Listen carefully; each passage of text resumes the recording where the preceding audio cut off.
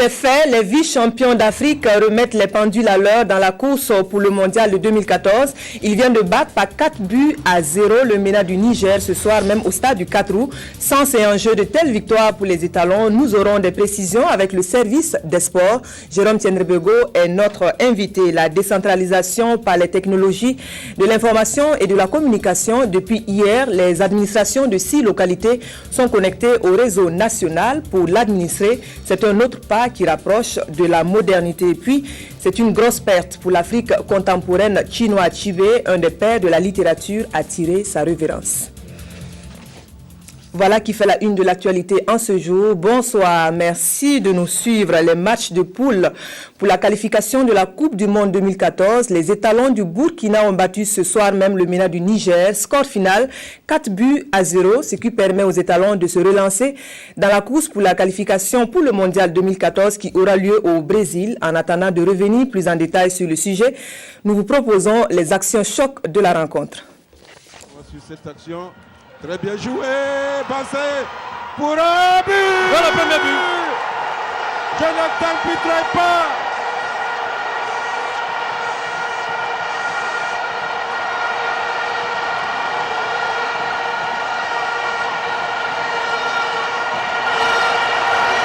Toujours un pied qui se balade, Préjuste Nakoulement.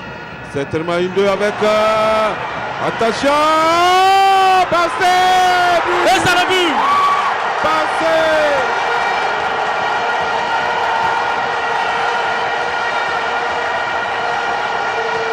Incroyable. Un but anodin. Donc des étalons après la Coupe d'Afrique des Razak Nations. pour Pietrapa.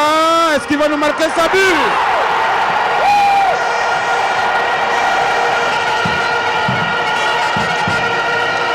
On revoit cette action, hein. Une action au départ où Charles Caboret serre et Jonathan Pietrapa. Et donne le ballon. Il devait aller pour l'Algérie.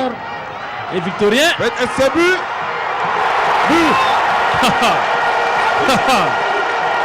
But de enfin, Voilà, c'est donc l'euphorie, c'était aussi l'euphorie, j'imagine, au stade du 4 août. Vous n'y étiez pas, on va revenir, nos équipes vont revenir plus en détail sur cet événement, comme je le disais. Donc 4-0, 3 points donc pour les étalons. Jérôme, qu'est-ce que ça représente?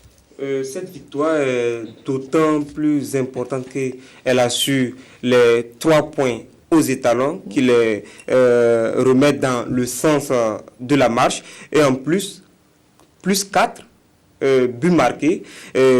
On se rappelle qu'avant ce match-là, le Burkina avait -4. Donc -4 plus 4, le Burkina se trouve avec un goal average nul qui leur permet de passer devant même le Gabon pour se classer deuxième derrière le Congo. Le Congo qui a battu le Gabon 1-0. Donc les étalons sont désormais deuxième et quittent la dernière place pour se hisser à la deuxième place. C'est dire que la chasse au Diable Rouge congolais est lancée. Il va falloir cravacher dur, gagner ces matchs et surtout gagner face au Diable Rouge du Congo qui sont à 9 points, donc loin devant les étalons deuxième. Alors, de façon générale, quel est le cheminement qui reste pour les étalons? Les étalons vont voyager au Niger. J'avoue que le Niger est très difficile à manœuvrer à domicile. Donc, mais comme on disait tantôt, le match de ce soir-là a permis aux garçons de Paul Put de gagner beaucoup plus en confiance encore. Et ça va leur permettre de bien négocier le voyage de Niamey, c'est en juin prochain. Et il faut dire que ce soir-là, les 4 buts ont été inscrits par 4 buteurs différents. Et là aussi, c'est très important parce que chacun a eu un peu de la confiance dans le jeu. Et après, le Burkina se déplace encore au Congo pour un match, on va dire, c'est un choc parce que c'est eux qui sont en tête. Voilà, donc il va falloir aller battre ces Diables Rouges-là au Congo avant de venir terminer ici face au Gabon. Gabon de qui? Gabon de Paulo Duarte. Voilà donc qui est dit Jérôme Tiandrebego, merci pour ces précisions. La suite du journal, vous allez rester avec nous pour un partage de bénéfices des jeux de hasard avec la nation. La LONABE met la main à la caisse. Près de 350 millions de nos francs seront mis à contribution pour l'accès à l'eau potable, à l'adaptation au changement climatique et à la sécurité alimentaire. Le don entre dans le cadre d'une convention que la Nationale des Jeux vient de signer avec le programme USAID Afrique de l'Ouest. Adama Koulibaly. Par ce acte, la Loterie nationale burkinabé LONABE s'engage à soutenir le programme Afrique de l'Ouest pour l'approvisionnement en eau, assainissement et hygiène de l'USAID Wawash au Burkina à hauteur de 350 millions de francs CFA. Vous constatez qu'au niveau de la LONABE, nous faisons beaucoup d'œuvres et des réalisations socio-économiques. Donc ce projet entre en droite ligne. Et comme on dit, il faut se mettre ensemble pour pouvoir aller jusqu'au bout d'un projet. Nous avions une partie et nous faisons donc des œuvres et peut-être que nous n'allons pas jusqu'au bout. Et en nous mettant ensemble, vraiment ce sont nous pouvons mener ces œuvres-là vraiment au profit des populations. L'adaptation au changement climatique, la sécurité alimentaire et surtout l'approvisionnement en eau, l'assainissement et l'hygiène constituent les piliers de ce programme en faveur des populations démunies. Par exemple, le premier projet, c'est le traitement des eaux au niveau des ménages. Nous allons mettre à la disposition des ménages les tablettes pour traiter l'eau de consommation au niveau de ces ménages dans 132 villages du Burkina. Le deuxième volet, nous allons utiliser cet argent pour améliorer les puits qui sont utilisés pour l'alimentation humaine, donc avec un investissement qui correspond à peu près à 300-400 dollars américains, ce qui fait de 200 000 francs CFA. Nous allons améliorer ces puits qui sont à ciel ouvert, donc améliorer la qualité de cette eau, mettre des pompes, des technologies innovantes. En sus de ces trois domaines, il y a aussi l'encadrement d'étudiants en master et doctorat pour le renforcement des capacités en ressources humaines. La LONABE, tout en contribuant à hauteur de la moitié du budget total, espère répondre à son slogan « Les lots aux heureux gagnants, les bénéfices à la nation entière ». La décentralisation par les technologies de l'information et de la communication, c'est le pont que jette le ministère en charge de l'économie numérique et des postes entre populations de la capitale et des provinces. Les stations WiMax qui viennent d'être mises en service depuis hier vont relier les bâtiments administratifs de 6 localités du Burkina. Yacouba Goro. Cette coupure de ruban annonce un lendemain meilleur pour l'administration burkinabé dans l'utilisation des TIC. La nouvelle, c'est la mise en service officielle des stations de base WiMax lancées ici à Fanan Gourma. C'est une technologie sans fil capable de fournir de la connexion au débit. Chacune de ces stations permet de relier par des connexions sans fil les bâtiments administratifs dans un rayon de 20 km. Cela nous donne la possibilité de connecter plus facilement l'ensemble des services de l'administration. Actuellement, chaque station de base peut supporter jusqu'à 1500 bâtiments. Ce lancement est commun à 5 autres chefs-lieux de région qui sont Bobo Dioulasso, Koudougou, Waïgouya, Kaya et Zignari. Dans ces 6 communes, 276 bâtiments administratifs sont connectés. Fruit de la volonté du gouvernement burkinabé avec l'appui de la République de Chine-Taïwan, la réalisation des stations de base WiMax entre dans le cadre de la cyberstratégie nationale adoptée en novembre 2004. Pour l'implantation de ces stations, 3 milliards de francs CFA ont été mobilisés. Ces stations de base sont au service des administrés pour, par exemple, dans le cadre de leur plan de carrière, si vous avez envie de suivre vos dossiers, l'évolution de vos dossiers, que ce soit au ministère de l'économie et des finances ou au ministère, par exemple, de la fonction publique, eh bien, vous n'êtes plus obligé de vous déplacer à Ouagadougou physiquement à partir de votre ordinateur ou d'un cybercafé. Vous pouvez travailler. Aujourd'hui, environ 350 bâtiments bénéficient de cette connexion au réseau informatique national de l'administration à Ouagadougou. Pour cette année, le ministère du Développement de l'économie numérique et des postes compte poursuivre la mise en place des stations WiMax à Banfora, Dori, Dédougou et Tenkodougou. L'objectif à terme, c'est de couvrir tous les 45 chefs-lieux de province du Burkina Faso. De l'efficacité après le passage des projets et programmes au Burkina, le gouvernement s'est fait ferme sur le sujet. 3 ans après, quels en sont les effets? En attendant la grand-messe annuelle pour faire le point, la région du Sud-Ouest fait son bilan. Sébastien Zongo. Après les assises de 2011, la présente Assemblée régionale s'érige en tribune d'évaluation de la mise en œuvre des projets et programmes dans la région du Sud-Ouest de 2010 à 2012. Et c'est le rapport introductif produit par la Direction régionale de l'économie et de la planification qui a servi à présenter la situation des 16 projets en exécution dans la région. Les 16 projets, depuis leur démarrage jusqu'au 31 décembre 2012, ont eu à investir environ 14 milliards de francs CFA. Dans l'ensemble, la situation est satisfaisante globalement et le niveau de mise en œuvre s'est amélioré. Et je crois que la présente Assemblée va permettre de revenir sur un certain nombre de recommandations pour voir dans quelle mesure pour les prochaines années on peut encore mieux faire. Il s'agit aussi pour les acteurs de partager leurs difficultés, de s'enrichir au contact des autres, mais encore de faire des propositions. Cette rencontre, pour nous en tout cas, elle est très importante puisque ça réunit tous les projets de la région et ça permet vraiment d'échanger et de partager les expériences et voir même tisser peut-être de collaborations, de futures collaborations. En 2050, selon les prévisions, on sera au Burkina à plus de 50 millions de personnes au lieu de 16 maintenant. Et sans une vraie révolution au niveau de l'agriculture, au niveau du secteur privé, au niveau des emplois, on va avoir d'énormes difficultés. Les difficultés peuvent être surmontées, disent les acteurs, mais il faut la contribution de tous.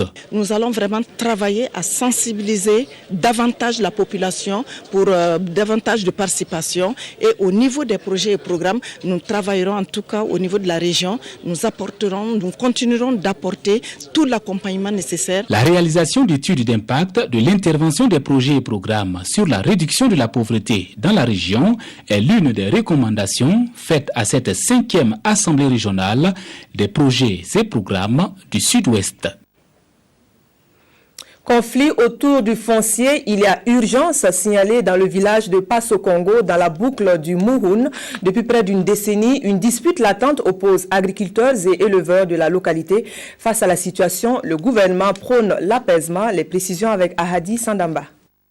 11 mois après, ces domiciles portent toujours la marque du conflit foncier intercommunautaire qui avait opposé Bouaba et Peul les 16 et 17 avril 2012. Nous sommes ici à Passa Congo, village situé à quelques encablures de Dédougou.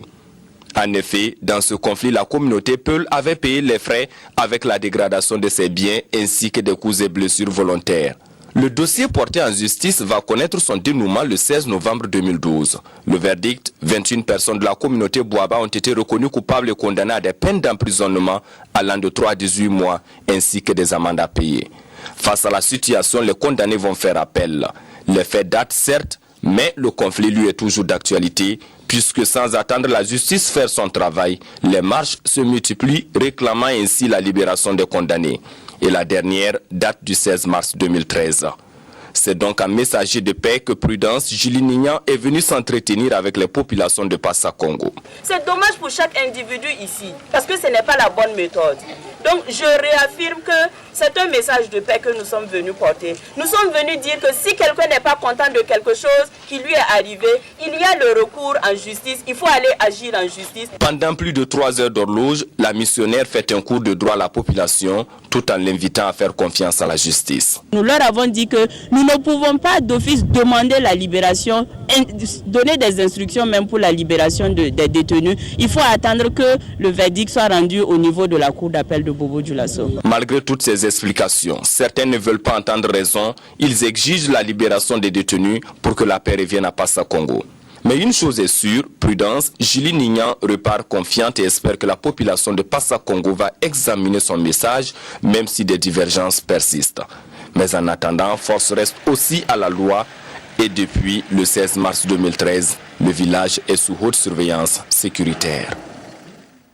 Et puis on revient sur la décision de blanchiment technique pour l'université de Ouagadougou. Son application devrait toucher 20% des étudiants, essentiellement dans les unités de formation en sciences exactes et appliquées.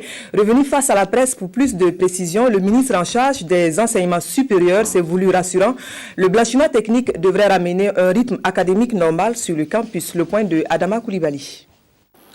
Le blanchiment technique de l'année académique 2011-2012 était le point d'orgue de ces échanges entre le ministre en charge de l'enseignement supérieur et les journalistes. Le blanchiment technique consiste à ne pas comptabiliser l'année académique 2011-2012 dans le cursus universitaire des étudiants en vue de revenir en une année normale sur le campus de l'université de Ouagadougou. En effet, la situation actuelle fait ressortir 3 promotions d'étudiants, ceux de 2011, 2012 et 2013. Pour la promotion 2010-2011, il s'agira de procéder à leur inscription en 2012-2013. Toutefois, les étudiants conservent leur acquis et les inscriptions se feront sur la base de l'année 2010-2011. Pour les étudiants de l'année 2011-2012 qui ont exécuté l'année à 50%, ils pourront s'inscrire en 2012-2013 en capitalisant également leur acquis du premier semestre. En faisant le point à l'heure actuelle, puisque vous savez qu'on est dans le système de LMD et que le système de LMD veut qu'une année académique donnée, il y a 2 semestres. Donc ces étudiants, en tout cas au minimum, ils ont terminé un semestre.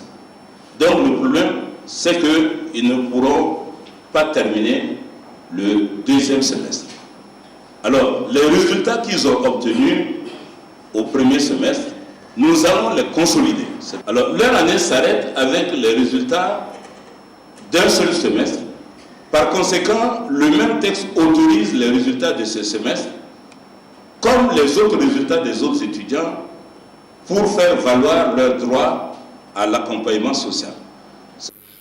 Les étudiants de l'année 2012-2013, quant à eux, conservent leur statut. Ce blanchiment n'entache en rien les allocations dont bénéficient les étudiants selon le ministre, à savoir la bourse, l'aide ou encore le prêt fourni, pourvu que les résultats de ces derniers leur permettent d'être dans les conditions. Au total, 10 000 étudiants des unités de formation et de recherche en sciences exactes et appliquées et en sciences de la vie et de la terre vont être concernés par cette mesure. A noter que seule l'université de Ouagadougou est concernée par ce blanchiment technique, l'année académique se déroulant normalement dans les autres universités du Burkina. Dès lundi prochain débutent les concours professionnels de la fonction publique. Les épreuves seront administrées sur 4 jours. Mais attention, cette fois encore, le département en charge de l'organisation veillera au respect de la transparence à 2 jours du jour dit. Tout est fin prêt. Le point de Étienne Bassenga. Lancés le 21 février dernier, les concours professionnels seront administrés du 25 au 28 mars 2013 et le processus se déroule normalement sans difficulté majeure. C'est l'information clé que le ministre de la fonction publique a voulu livrer à l'opinion publique burkinabé à travers les médias. Pour cette session, 161 concours sont ouverts et 2888 postes sont à pourvoir. Ces concours professionnels vont concerner 22 ministères et seuls les concours du ministère de la Santé et du ministère de l'Éducation nationale et de l'alphabétisation seront administrés dans les chefs-lieux de région de l'intérieur du pays. 2 innovations majeures ont été apportées au concours professionnel cette année. La première innovation a consisté à informer par tout moyen approprié les candidats dont les dossiers n'ont pas été validés. Parce qu'il arrivait que des candidats dont les dossiers n'étaient pas validés ignoraient le rejet de leur dossier et arrivaient dans la salle, parfois en faisant de longues distances. Pour éviter cet inconvénient, il fallait les informer. C'était important. La deuxième innovation a consisté, toujours dans le cadre de la validation des candidatures, à laisser la possibilité aux candidats dont les dossiers ont été rejetés de formuler un recours, c'est-à-dire de demander à la commission de validation des concours de réexaminer son dossier. Généralement, ce recours permet, lorsque les dossiers ont été rejetés pour des raisons mineures, de pouvoir les racheter. Ces concours seront organisés dans le respect des principes de transparence, d'équité et d'égalité entre tous les candidats, a tenu à rassurer le ministre Vincent Zakané au cours de cette conférence de presse. Les technologies modernes seront également mises à profit en vue de garantir l'objectivité dans le traitement. Pour ce qui est des concours directs, la réception et la validation des dossiers sont prévus du 2 au 14 mai 2013 et l'administration des épreuves du 20 au 29 juillet 2013. Semaine de la francophonie au Faso, dans les sillages de la journée fêtée le 20 mars dernier, la Commission nationale convie au débat place et rôle des commissions nationales dans le dispositif institutionnel de la francophonie.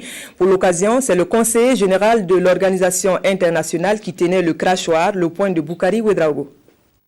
Qui mieux que Malick Sall pour parler de la place, le rôle et l'importance des commissions nationales dans le dispositif institutionnel de la francophonie? Il était là aux premières heures de la Commission nationale pour la francophonie du Burkina. Il a même été le premier secrétaire général de 1993 à 1998.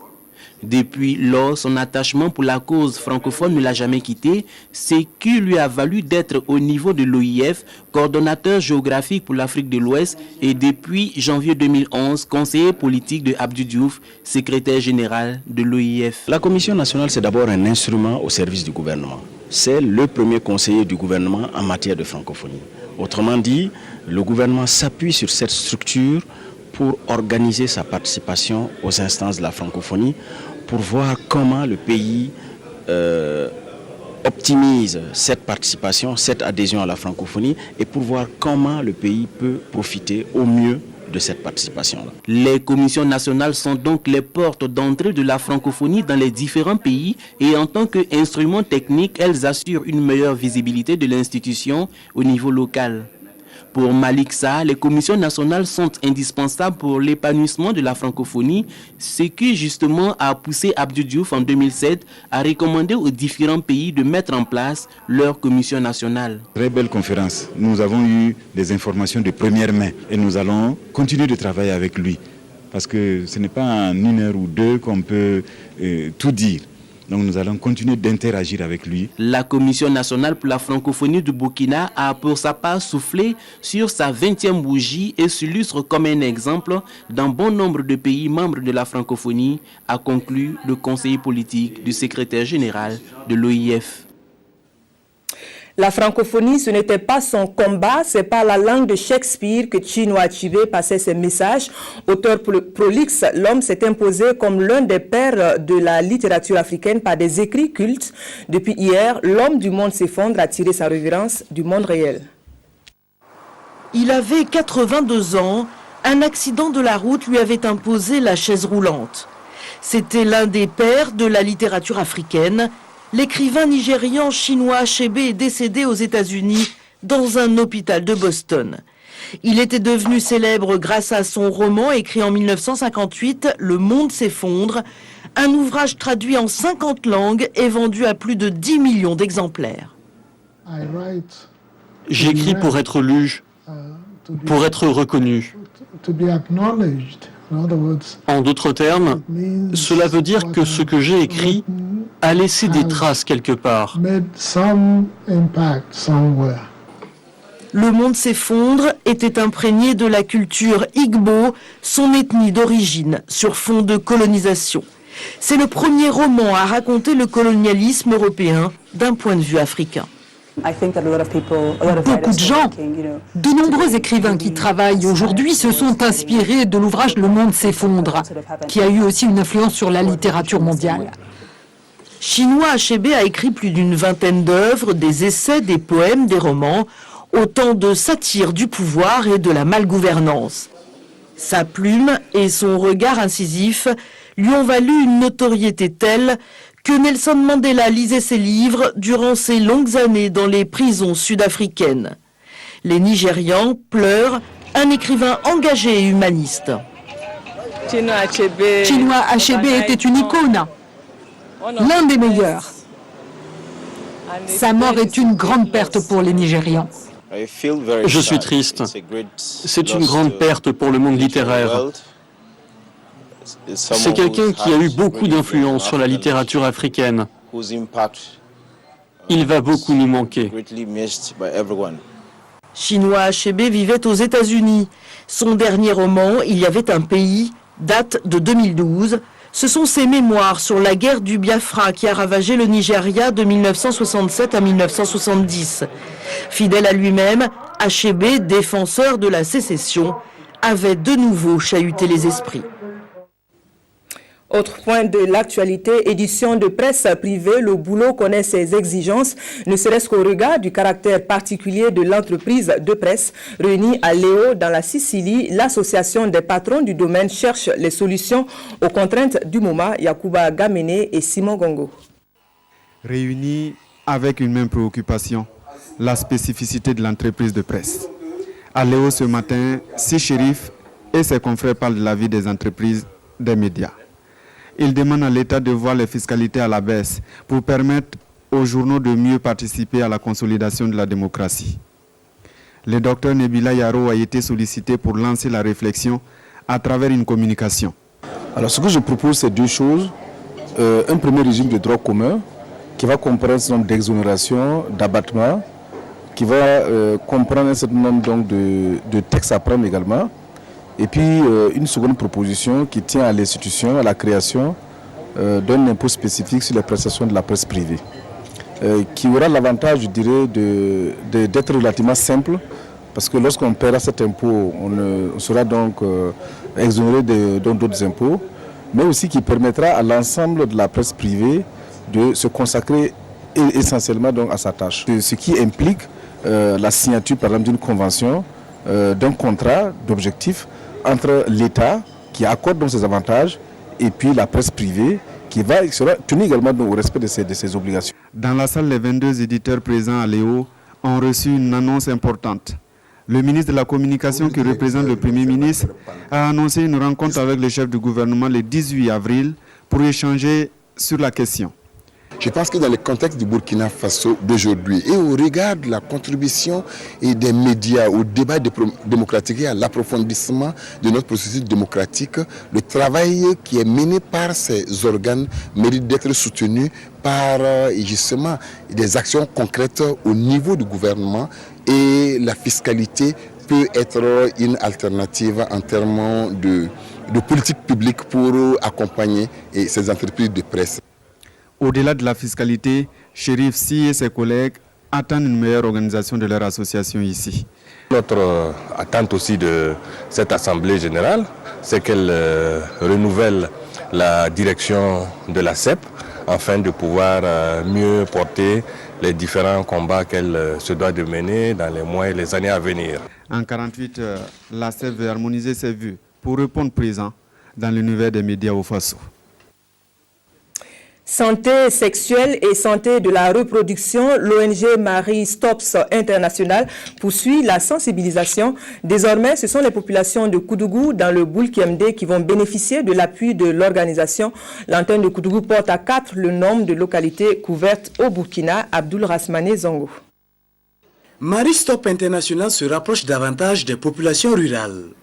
Après Ouagadougou, Zignaré et Manga, c'est la commune de Koudougou qui accueille les installations de l'ONG britannique spécialisée dans la promotion du planning familial.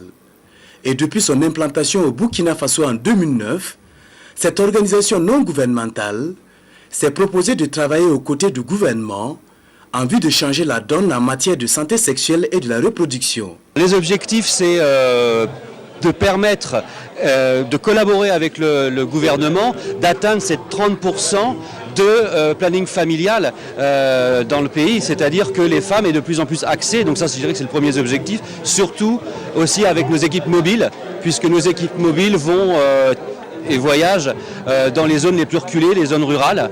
Et bientôt d'ailleurs aussi à Koudougou, un centre jeune va ouvrir, donc un centre jeune qui sera un centre récréatif, mais aussi un centre du planning familial, puisqu'on fera aussi des services du planning familial au centre de jeunes. Avoir des enfants par choix et non par surprise, c'est l'idéal de Marie Stop International. Un idéal adossé à une palette de méthodes contraceptives. Le gouvernement ne peut plus tout faire. Un enfant par choix, ça veut dire que ça a été bien conçu, tant du point de vue psychologique, au niveau de la prise en charge financière. La venue d'un enfant, c'est tout un accompagnement.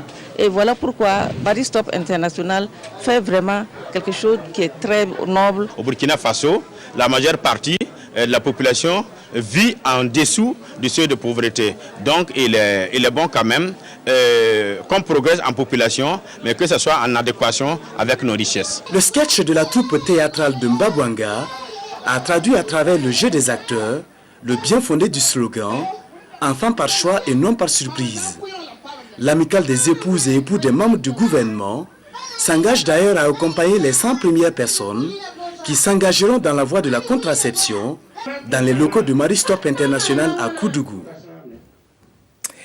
Mieux-être des populations toujours, l'association burkinabé pour le bien-être familial fait le point.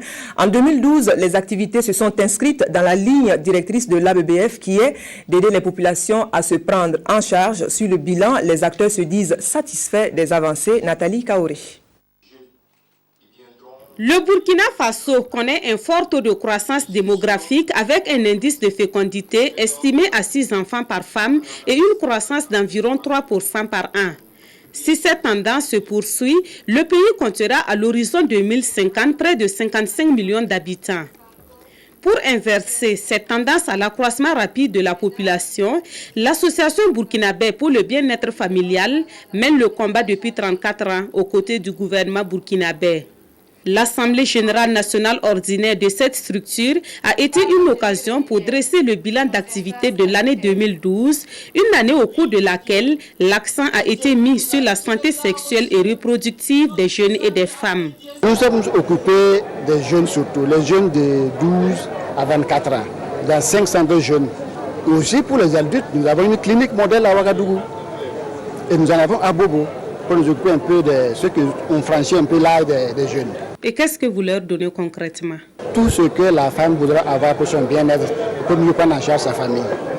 Le département en charge de la mise en œuvre de la politique sanitaire du Burkina Faso reconnaît que les activités de la BBF constituent un soutien de taille pour les autorités. En créant un réseau de volontaires, en allant au niveau de la communauté, la BBF fait en quelque sorte que multiplier ce que nous devrons faire normalement. Et c'est en cela qu'il faut les encourager à continuer et à persévérer.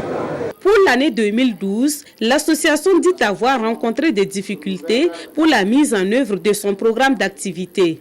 Il s'agit notamment de la faiblesse des ressources financières et de l'insuffisance des produits contraceptifs. Aussi, la BBF compte encore sur l'appui de ses partenaires pour davantage développer des programmes de qualité au profit des populations de ces zones d'intervention. La qualité pour référence. L'hôpital national Blaise Compaoré veut aligner ses services aux normes internationales en matière de santé. Étape clé vers le but, intégrer les exigences de la démarche. Directeurs et chefs de service y sont engagés et viennent d'achever une session de formation. Objectif ISO 9001-2008. C'est un reportage de Peggy Ouedraogo. Acquérir des connaissances, mais aussi adhérer à une politique de qualité. En résumé, c'est cela qui rend ces directeurs et chefs de service de l'hôpital national Blaise Compaoré aussi assidus. Aujourd'hui, ils sont au terme de 5 jours de formation sur la norme ISO 9001 dans sa version 2008. Il y a que nous devons mettre en œuvre les procédures de management de qualité pour atteindre les normes ISO. Cela veut dire qu'on nous a donné comme attribution d'être certifiés pour la prise en charge des patients au Burkina et sur le plan international. Donc cette formation est une première étape pour justement cette certification-là. Après cette formation, nous allons organiser un audit qualité et d'autres formations pour outiller notre personnel. L'hôpital national Blaise Compaoré est résolument tourné vers une amélioration continue au service de ses patients. Nous allons outiller les participants qui sont les chefs de service et les responsables d'unité, un outil qui va permettre de piloter les différents processus de l'hôpital. Si une structure veut être compétitive, elle doit être à la hauteur d'un certain nombre d'exigences, point de vue de la prestation, au bénéfice, bien sûr, des patients qui viendront vers nous. Cette formation est une dynamique d'ensemble et la première d'une série qui va concerner le reste du personnel. Un personnel qui s'est dit impliqué dans la quête de l'excellence. Des prisons à visage humain pour un cadre de vie acceptable dans les lieux de détention. Le gouvernement s'est engagé. La maison d'arrêt et de correction de Kaya dans le San Matenga vient de recevoir un lot de matériel dit de survie. Les précisions sont de Kadi Sanogo. En visitant la maison d'arrêt et de correction de Kaya en janvier dernier, le Premier ministre avait touché du doigt les dures réalités de l'univers carcéral. De ce fait, Luc Adol Tiao avait pris l'engagement d'apporter un appui aux détenus. Aujourd'hui, c'est chose faite. Ces pensionnaires ont reçu du matériel de couchage et des vivres. Le don du Conseil national de secours d'urgence et de réhabilitation CONASUR est composé de 150 nattes, 150 couvertures, 2 tonnes de maïs, 2 tonnes de riz, 10 bidons d'huile et de 5 cartons de corned-beef. Un geste qui va contribuer à améliorer les conditions de vie des prisonniers. Nous pensons que aujourd'hui, le matériel de couchage et les vivres qui ont été donnés aux pensionnaires de la maison d'arrêt de correction de Kaya vont substantiellement améliorer les conditions de vie. Parce que lors de notre dernière visite, nous avons vu les conditions dans lesquelles ces pensionnaires étaient. Et nous pensons que la dotation en produits alimentaires va contribuer à améliorer la qualité de la ration journalière. Cette action du gouvernement a été appréciée à sa juste valeur par les premiers responsables de la maison d'arrêt et de correction de Kaya. C'est vraiment un geste qui nous va droit au cœur parce que nous sommes les premiers concernés parce qu'on vit avec les détenus, donc on partage plus ou moins les souffrances. Donc tout ce qui peut contribuer à les mettre à l'aise, ça vraiment nous aide vraiment à bien travailler. Donc nous ne pouvons que remercier le CONASU et puis lancer l'appel à certaines personnes de bonne volonté pour qu'ils puissent vraiment nous aider dans ce genre d'action. La cérémonie s'est achevée par la visite de l'exposition des œuvres réalisées par les détenus. Toutes choses qui permettent leur réinsertion dans la société. Et puis une sortie en plein air pour compléter les cours entre 4 murs. La formule semble bien du goût des élèves de SIA concernés par l'initiative. Ils pourront tester une villégiature de 3 jours à Bobo, tourisme et écologie pour inculquer l'éco-citoyenneté sur le top de 2 pas. Le reportage est signé de Karim Sissé.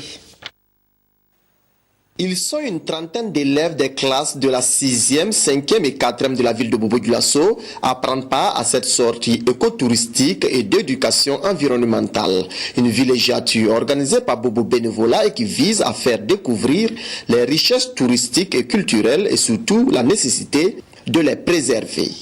Chacun sur sa monture, les participants ont démarré à la RTB de Haut-Bassin pour l'École nationale des eaux et forêts de Denderesso.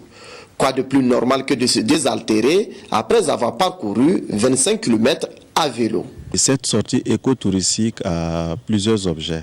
D'abord, faire découvrir aux élèves de la classe de 6e, 5e et 4e la nécessité de la préservation de notre environnement, mais aussi les questions liées à la pollution. Pendant 3 jours, ils exploreront les richesses fauniques et floriques de quelques forêts classées et ils découvriront des villages touristiques. Les jeunes citadins, essentiellement les jeunes de Bobo, ne connaissent pas forcément les alentours de Bobo.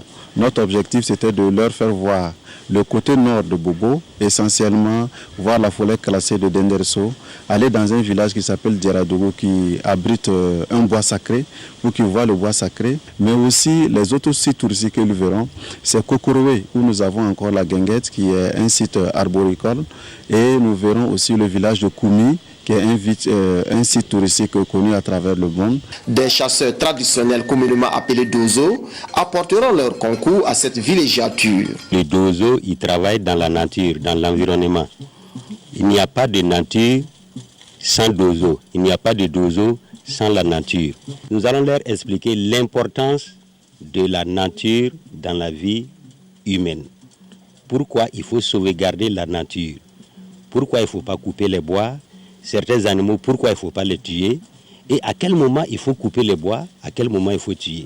Les jeunes écotouristes, eux, sont impatients de satisfaire leur curiosité. Moi, j'aimerais voir franchement des trucs ancestraux, quoi. En fait, des choses qui se sont passées depuis très longtemps. Peut-être que les accompagnateurs pourront bien nous expliquer cela. Et en retour de pour que je puisse expliquer cela à mes camarades qui n'ont pas participé. Déjà quelques curieux ont même commencé à apprendre des pas de danse des dozo. Voilà, et puis la publicité au Burkina qui a désormais sa mascotte, le lunga, cet instrument traditionnel mouaga d'information et de réjouissance. C'est par ce nom d'ailleurs que ce sous-secteur de la communication gratifie les plus méritantes des agences de la place. C'est une initiative de l'association des publicitaires associés. Le trophée 2013 va au groupe Édifice. Le point de Abdul Rasmane Zango. Première édition des Lunga à Ouagadougou, l'association des publicitaires associés du Burkina Faso soutient et récompense les meilleures œuvres publicitaires. 102 œuvres ont été présentées dans la catégorie sport télé et radio, la catégorie annonce presse et la catégorie affichage. Le trophée de Lunga d'Or 2013 est remporté par le groupe Édifice et les initiateurs de la manifestation expliquent le pourquoi. Aujourd'hui, il y a plus d'une centaine d'agences au Burkina Faso. Aujourd'hui, il est important qu'on puisse faire de l'illumination pour montrer le professionnalisme des publicitaires burkinabés. C'est en cela que, dans le cadre de la promotion, en tant que président des publicitaires associés, il était de notre devoir, sous notre mandat, de mettre ce prix-là afin de créer de l'illumination entre nos membres et surtout amener certains membres à nous rejoindre. Au cours de la même soirée conviviale et musicale, des agences publicitaires à défaut du Lunga d'Or se sont adjugées d'autres trophées. A été saluée l'initiative de la grande famille des publicitaires qui vise également à exalter le professionnalisme dans le domaine de la publicité. Les Lunga, de mon point de vue, à l'instar d'un certain nombre de prix qui sont organisés dans d'autres secteurs, constituent en tout cas des cadres non seulement d'émulation, mais également de reconnaissance du mérite des hommes et des femmes qui travaillent dans ce secteur. J'ai vraiment salué et encouragé l'initiative de cette première édition de Lunga qui doit permettre de stimuler la création, la qualité des œuvres publicitaires pour les amener à des normes internationales pour permettre, pourquoi pas, de les présenter également hors du Burkina Faso. Des personnalités ont reçu des trophées d'honneur et rendez-vous est pris pour 2014.